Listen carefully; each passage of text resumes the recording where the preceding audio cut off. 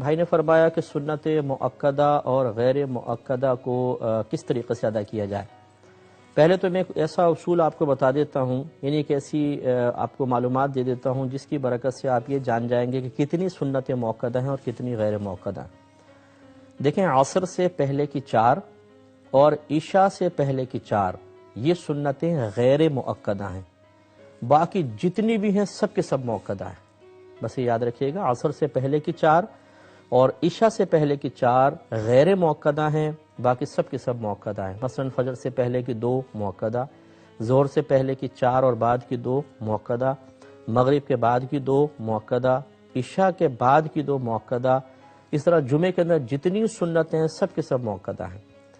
اب ان کی ادائیگی کا طریقہ یہ ہوتا ہے، اگر 2 رکعت پڑھ رہے ہیں تو غیر مؤکدہ مؤکدہ وہ تو ایک ہی طریقے سے پڑھی جائیں گی۔ اگر 4 رکعت ہوتی ہیں مثال کے طور پر، عصر سے پہلے کی 4 عشاء سے پہلے کی 4 ہیں، تو غیر مؤکدہ کے اندر ایسا ہوتا ہے کہ آپ کو پہلی اور تیسری ثنا سے شروع کرنی ہوگی۔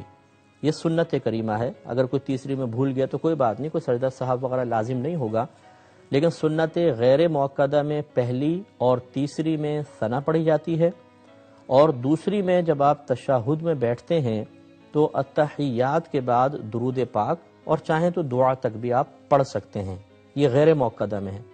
جبکہ سنت مؤکدہ میں صرف پہلی میں ثنا پڑھیں گے، تیسری میں نہیں، اور دوسری میں صرف التحیات پڑھیں گے، اس کے بعد درود شریف یا دعا وغیرہ نہیں پڑھی جائے گی۔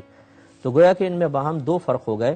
نمبر 1، غیر مؤکدہ میں دوسری رکعت کے بعد التحیات کے بعد درود شریف بھی پڑھا جائے گا، چاہیں تو دعا بھی پڑھ لیں، جبکہ مؤکدہ میں صرف التحیات پڑھیں گے، درود شریف یا دعا نہیں ہوگی۔